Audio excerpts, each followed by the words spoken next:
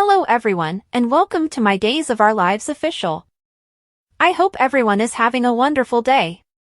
Before we begin, please hit the subscribe button and give this video a thumbs up. Tate gave Holly flowers as he dropped by her house. He clarified that he felt bad for her when she discovered Sophia was still carrying his child and that he simply wanted to do something kind for her. He claimed that although he couldn't change anything, he would stop at nothing to do so. He revealed that he was discussing adoption with Sophia. He didn't want to lose Holly, but he wasn't sure how it would work out. "I'm unable to," he informed her. Although Holly claimed that Tate wasn't at blame, she found it difficult to accept that he was expecting a child with Sophia. She also didn't want to lose him. Doug entered as they were making up and embracing. Holly introduced Doug and Tate and mentioned that she had spent New Year's Eve with him. The two men exchanged competitive glances. Tate received a text stating that he had to go, leaving Doug and Holly because Sophia's doctor's appointment had been rescheduled for that day. Holly requested Doug to stay even though he apologized for disturbing her and Tate and offered to go. Leo claimed to know the identity of lady whistleblower, Javi Hernandez, over the phone with Abe. He hung up as someone knocked on the door. Leo was taken aback by Marlena's visit, but she reminded him that they were going to lunch.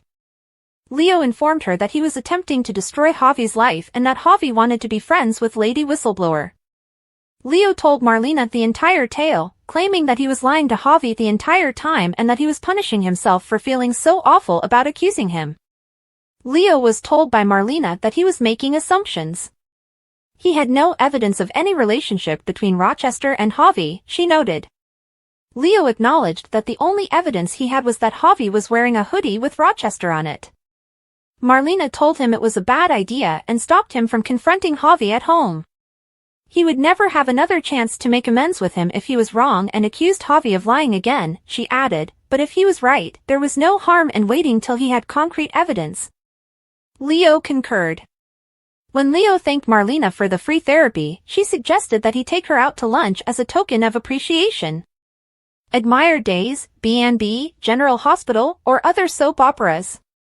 Participate in the discussion on our SC boards. To interact with fans and start a conversation right away, click here. Javi called Carrie at home and proposed that they have lunch together. He was instructed by Carrie to meet him at the square. When they hung up, Carrie was already there and took out a laptop.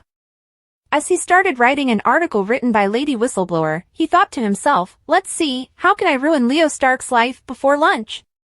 When Gabby got home, he told Javi that he had to turn to Jesus. She claimed that although she had a strong affection for Carrie, Javi's friendship with Leo was endangering it.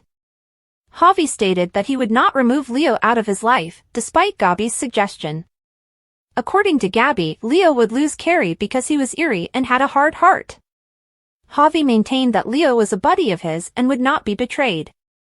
At the park, Javi met Carrie and told him that regardless of his feelings for Leo, Carrie should recognize that he was Javi's friend. Javi was wearing the Rochester sweatshirt when Leo and Marlena arrived at the square. Carrie and Javi were introduced to her by Leo. Leo asked him where he bought his Rochester sweatshirt and said he liked it. "I got it from Carrie," Javi informed him. "Yes, that's my hometown," Carrie continued. In flashbacks, Rachel remembered reprimanding Ava in the Dimera home and how she confessed to her mother that she was the one who sent the texts. She took her phone out of the desk's lockable drawer. Kristen sneaked up and took the phone from her hand as she was about to send a text. "I just want to get rid of Ava," Rachel informed her. Rachel was told to stop texting Ava by Kristen. She informed Rachel that she and Brady had determined she needed to discuss her feelings with someone. In therapy, Rachel could discuss anything she wanted, according to Kristen. Rachel stated that she wanted to express her hatred for Ava Vitali to the therapist. Kristen clarified that the goal of therapy was not to reunite her and Brady. She expressed regret to Rachel for raising her expectations of her parents' reunion. They both loved her, she explained, but they were not getting back together. Kristen expressed her pride in Rachel once she consented to see the therapist. Brady asked Ava to come over to his house, and she did. He acknowledged that Rachel was the one who had been texting her. Rachel was angry over their date, but Brady reassured her that she shouldn't take it personally. Rachel wanted her parents to get back together, Ava observed. Brady informed Ava that they had taken away her phone after they discussed the matter. Brady informed Rachel, "We also agreed that Rachel needs therapy." Brady claimed that in order to support his young daughter, he had to do whatever it needed.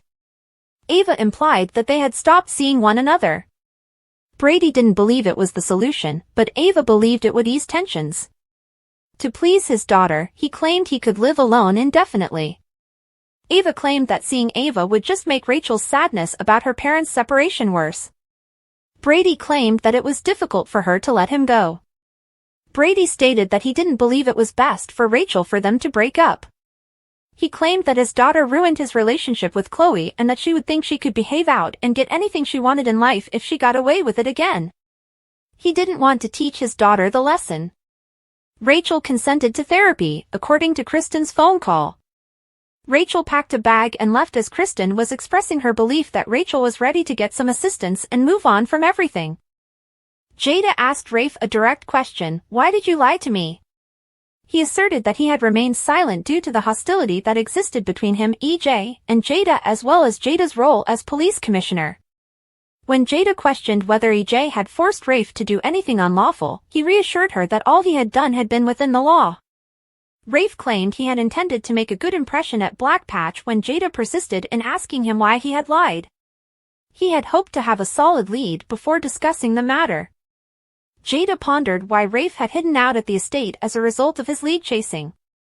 He explained that he had just returned to town and had not been in hiding. Since EJ had wished to keep the investigation under wraps, Rafe had used the tunnels to evade notice after reporting his findings to him. Rafe went on to say that he was paying EJ a small fortune in order to provide Jada with the ideal wedding gift. She became softer and informed Rafe that he didn't need to go out of his way for her. Jada deserved to be treated like a queen, according to Rafe. When Jada said that he had told quite a tale, he asked if she believed him. She stated she did, but she chastised him for being untruthful and causing her anxiety. Both EJ and Rafe expressed regret. Jada did have one more query, though. Why had Rafe used Soxo to sign off on his text message? Rafe, who quipped that he should have sent a heart emoji instead, said he had gone too far in declaring his love for Jada. Jada ran into Stephanie outside the Brady pub in the meanwhile. Jada offered her condolences as Stephanie told her friend about the split from Philip. As the conversation shifted to Jada's impending nuptials, Jada mentioned that Stephanie might invite an additional guest if she so desired. Now that she had located Rafe, Jada was happy that the wedding could go full steam ahead.